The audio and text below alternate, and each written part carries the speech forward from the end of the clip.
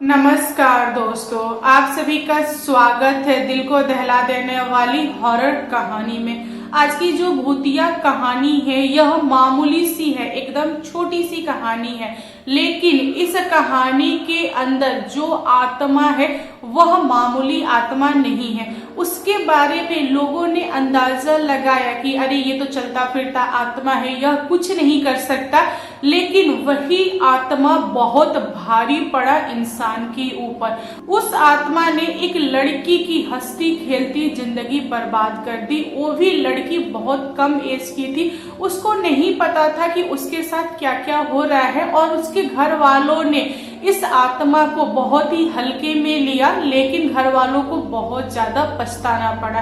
तो चलिए बिना देर किए कहानी को स्टार्ट करते हैं। आप लोगों से रिक्वेस्ट है, कहानी पसंद आए तो प्लीज मुझे सब्सक्राइब कीजिएगा। दोस्तों, आज की जो भूतिया कहानी है यह है पकड़ी नाम के एक गांव की। वहां पे ललिता नाम की एक औरत थी और वह खेतों में काम करती थी। एक दिन की बात है, वह अकेले गई थी खेत में काम करने के लिए। उनके जो पति थे उनको फीवर हुआ था, इसीलिए वह अपनी वाइफ के साथ नहीं गए। ललिता जी सुबह में अपनी बकरी को अपने साथ लेके चली जाती हैं दूर खेत में। उनका जो खेत था वह गांव से काफी दूरी पे था, और उनके खेत और गांव के बीच में एक नहर आती थी जो कि सूख गई थी, उसमें पानी नहीं था, इसीलिए लोग उसे खाड़ी के नाम से बुलाते थे। तो वह खाड़ी के उस पार गई थी घास काटने के लिए। सुबह से उन्होंने दोपहर तक घास अच्छे से काटा। उसके बाद उनकी छोटी बेटी खाना लेके आई, उन्होंने खाना खाया और छोटी बेटी ने बोला माँ को कि माँ एक काम करो, तुम घर चलो, कल आके खेत की सफाई कर लेना और घास काट लेना। लेकिन ललिता जी ने मना कर दिया, बोली कि नहीं बेटा, घास काफी बड़ा हो गया है और आज ही कंप्लीट करना होगा। एक काम करो, तुम जाओ घर पे, मैं इवनिंग में थोड़ा लेट आऊंगी। तो भाभी को बोलना कि खाना वगैरह बना के रखेंगी, क्योंकि मुझे बहुत तेज की भूख लगती है इवनिंग में। यहाँ पे ललिता जी की बेटी जो थी वह माँ की बात मान के घर चली आई, और ललिता जी अकेले अपनी बकरी के साथ इवनिंग तक खेत में रुकी। इवनिंग के हो रहे थे 6:30। ललिता जी ने सोचा कि खेत में थोड़ा सा काम रह गया है, इसे निपटा लूं या घर चलूं। उनके मन में उलझन था। फिर उन्होंने डिसाइड किया कि थोड़ा सा ही तो खेत है, आधा घंटा लगेगा, क्यों ना मैं इसे निपटा दूं, उसके बाद बकरी लेके घर पे चलूंगी। घर जाके मुझे करना ही क्या है, जल्दी से खाना खा के सो जाऊंगी, क्योंकि मैं बहुत थकी हूँ। उन्होंने इस चीज को सोचा और उन्होंने खेत का सारा काम निपटाया। काम निपटाते निपटाते बकरी को लेते घर आते आते 7:30 हो गया था। जैसे ही वह घर पहुंची, उन्होंने अपनी बहू को बोला, बहू खाना लेके आओ, मुझे बहुत तेज की भूख लगी है। बहू ने सासू माँ को बोला कि माँ बैठिए, मैं गरम गरम रोटी निकालती हूँ, मैंने सिर्फ सब्जी बना के रखा था, आपका इंतजार कर रही थी कि आप आएंगे तो गरम गरम रोटी दूंगी। फिर ललिता जी बैठी खाना खाने और वह खाना खाने लगी। घर की सारी रोटियां खा गई। बहू ने पूछा कि माँ और खाना है और आटा लगाऊं या फिर रहने दूं? फिर ललिता जी ने जवाब दिया कि रोटी रहने दे, आटा ला, मुझे आटा खाना है, तू रोटी बनाएगी तो बहुत टाइम लगेगा, मुझे बहुत भूख लगा है। यहाँ पे बहू को झटका लगा, वह सोच में पड़ गई, उसको समझ नहीं रहा था कि क्या करूं। जो सासू माँ है वह पूरे घर वालों के हिस्से का खाना खा चुकी हैं और अभी आटा मांग रही हैं। वह मुझे चिढ़ा रही है, मुझे डांट रही है, या फिर वह मुझे आदेश दे रही है। यहाँ पे बहू सोच में पड़ी थी। तभी ललिता जी उठी गुस्से में और उन्होंने बहू को 2 चाटा खींच खींच के मारा। उसके बाद से गई तो आटा लेके अकेले खाने लगी। बहू यह देखने के बाद से भागी अपने कमरे के तरफ और उसने अपने पति को बोला कि देखिए सासू माँ ऐसी हरकत कर रही हैं। फिर सारे घर वाले इकट्ठा हो गए ललिता जी को देखने के लिए। ललिता जी के पति ललिता जी को देखते से ही समझ गए कि इसको क्या बीमारी है। उन्होंने अपने बेटे को बोला कि जा, दूसरे गांव में भगत है, उसे बुला के ला, क्योंकि यह हमारे कंट्रोल का नहीं है, हम कुछ भी नहीं कर पाएंगे। ललिता जी के बेटे ने तांत्रिक को लेके रात में पहुंचा 10 बजे के करीब, और तांत्रिक आते से ही ललिता जी को देखते से ही उस आत्मा से पूछा कि अरे भाई, तुमने क्यों पकड़ा, तुम कहाँ के रहने वाले हो, क्या चाहते हो। तब आत्मा बिना किसी ड्रामे के उसने सच बोला। उसने बताया कि मैं बहुत सालों से कटहल के पेड़ पे था। यह औरत आई खेत से और थक गई थी तो मेरे पेड़ के नीचे बैठी, मुझे यह पसंद आ गई, इसीलिए मैंने पकड़ लिया है। फिर तांत्रिक ने दूसरा सवाल किया कि तुम छोड़ोगे कैसे, क्या लोगे बॉडी से जाने का। उस आत्मा ने बताया कि मुझे मामूली समझने की कोशिश मत करो, मैं बहुत भारी हूँ, बहुत पुराना हूँ, ऐसे वैसे नहीं जाता, मैं किसी के ऊपर आ जाता हूँ या फिर मुझे कोई पसंद आ जाता है, मैं उस इंसान को नहीं छोड़ता, मैं उसका प्राण लेके ही छोड़ता हूँ। यहाँ पे तांत्रिक गुस्साया और उसने आत्मा से बहुत ज्यादा लड़ाई किया। तांत्रिक भी अच्छा खासा जानकार था और जो आत्मा था वह बहुत ज्यादा ताकतवर था। दोनों हारने के लिए तैयार नहीं थे। देन तांत्रिक ने दूसरा हल निकाला। देन तांत्रिक ने आत्मा को समझाया और बोला कि देखो भाई, इनको छोड़ दो, इनके अभी 2-3 बच्चे हैं शादी के लिए, इनके जो पति है वह बीमार हैं, इनके घर वालों को बहुत जरूरी है इनकी, एक काम करो तुम कुछ और लेकर इनको छोड़ दो। मेरा हमेशा से एक ही आदत रही है कि मैं जिसके बॉडी में रहूंगा या तो उसका प्राण लूंगा या फिर मुझे कहीं और शिफ्ट कर दिया जाए किसी और के शरीर पे।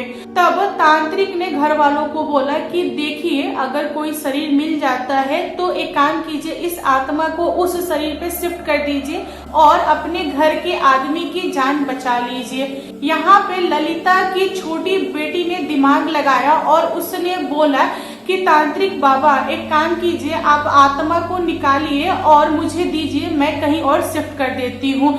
यहाँ तांत्रिक को घर वालों ने पैसे दिए और तांत्रिक ने क्या किया कि आत्मा को निकाला, एक लवंग में पैक किया और उसने खीर बना के खीर के अंदर लवंग को डाल दिया और ललिता जी के बेटी को बोला कि ले जाओ, जिसके बॉडी में तुम्हें आत्मा शिफ्ट करना है उस इंसान को खीर खिला दो, वह आत्मा उसके अंदर चला जाएगा। ललिता जी की छोटी वाली बेटी दोपहर तक का इंतजार किया और उसने खीर को लिया और अपने पड़ोस में चली गई। एक भाभी थी जो कि नई नवेली थी, नई नई शादी करके आई थी, उनसे मिलने गई और उनको जाके बोली कि यह खीर मेरे घर से आया है, मेरी भाभी ने बनाया है, आप जरा चख के देखिए कैसा है। उस लड़की ने अपने पड़ोसन भाभी जिसका नाम था खुशबू, उसको खीर खिला दिया। खुशबू को बिल्कुल भी अंदाजा नहीं था कि उसकी पड़ोसन ननद जो कि बहुत ज्यादा दुष्ट है, उसके मन में खोट है, वह उसके साथ बहुत बुरा करेगी। खीर में जो आत्मा था वह आत्मा पकड़ लेता है खुशबू को और खुशबू के छाती पे बैठ जाता है। खुशबू के ससुराल वाले उसको बहुत सारा काम देते हैं, खुशबू सर झुका के सारा काम करती है। उसको बहुत ज्यादा भूख लगता है, वह अलग अलग चीजें खाने लगती है, जैसे कि बिना बनाए सब्जी, घर का चावल, आटा, दाल। घर वाले इस चीज को देख के दंग रह जाते हैं। घर वालों को लगता है कि इसको पागलपन का दौरा पड़ा है।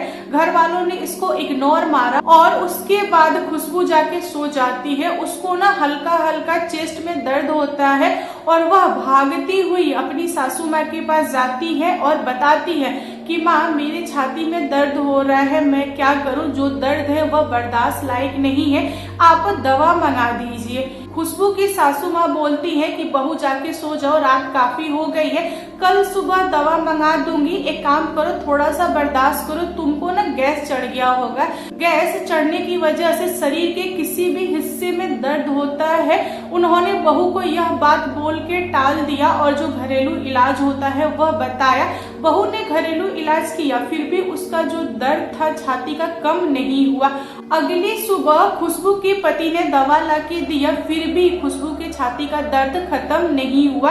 यह दर्द खुशबू ने पूरे 1 सप्ताह बर्दाश्त किया, उससे खाया पिया नहीं जा रहा था, वह मरी मरी टाइप से हो गई थी। उसके शरीर में सिर्फ और सिर्फ हड्डी दिखाई दे रहा था और घर वालों ने इस चीज पे ध्यान नहीं दिया। घर वालों को लगा कि बहू बीमार है, इसकी वजह से उसके शरीर का खून जल गया है। घर वालों ने खुशबू की हरकत पे ध्यान नहीं दिया। एक सप्ताह के बाद से खुशबू ने दुनिया छोड़ दिया। यहाँ घर वाले बहू को खोने के गम में रो रहे थे और जो भी अंतिम संस्कार वगैरह होता है वह सब कुछ किया। खुशबू का अंतिम संस्कार बीत चुका था। उसके बाद एक दिन खुशबू की सासू माँ के बॉडी पे एक आत्मा आ जाती है और वह आत्मा उनको बहुत ज्यादा खिलाती है। घर वालों को समझ आ जाता है कि मेरी माँ के ऊपर कौन आया है। तब घर वालों ने तांत्रिक को बुलाता है। एक तांत्रिक आता है। वह तांत्रिक खुशबू की सासू माँ को देखते से ही समझ जाता है कि उनके बॉडी में कौन है। तांत्रिक सवाल जवाब करता है उस आत्मा से। देन तांत्रिक को और घर वालों को पता चलता है कि सासू माँ की बॉडी में कोई और नहीं खुशबू की आत्मा है और वह आत्मा आई है घर वालों को परेशान करने के लिए, सासू माँ का प्राण निकालने के लिए। तांत्रिक ने उस आत्मा से सवाल किया कि तुम क्यों मारना चाहती हो अपनी सास को, इन्होंने तुम्हारा क्या बिगाड़ा है। तब खुशबू की आत्मा रोती हुई बोली कि सारा का सारा खेल इन्हीं का है, इनको समझना चाहिए कि बहू को तकलीफ है तो उसे डॉक्टर से और तांत्रिक से दिखाएं। लेकिन इन्होंने तांत्रिक से नहीं दिखाया, ना ही डॉक्टर से दिखाया।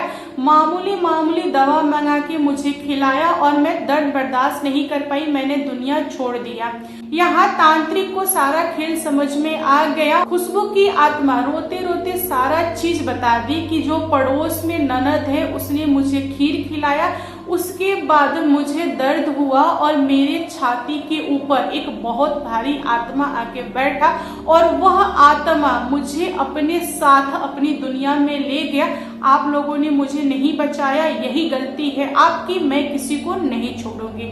यहाँ घर पे जो तांत्रिक आया था उसने आत्मा पे कंट्रोल पाया और उसने आत्मा से डील किया और बोला कि देखो खुशबू, मैं तुम्हें एक स्थान दे देता हूँ, तुम यहीं पे रहो, अगर तुम्हें कोई चीज चाहिए तो तुम इन लोगों को बता देना, यह तुम्हारी इच्छा पूरी कर देंगे। तुम घर वालों को मत सताओ, घर वालों को अंदाजा नहीं था, जो होना था वह हो चुका है।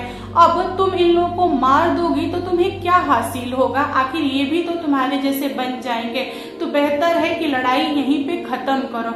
वह आत्मा बहुत जिद्दैल थी लेकिन बाद में मान गई। फिर घर वालों ने खुशबू को एक स्थान दे दिया। खुशबू वहीं रहती थी और कुछ महीनों में अपनी सासू माँ के ऊपर आ जाती थी और घर वालों से डिमांड करती थी कि मुझे ये चाहिए। घर वाले उस चीज को दे देते थे। देन खुशबू की जो आत्मा थी वह शांत हो जाती थी।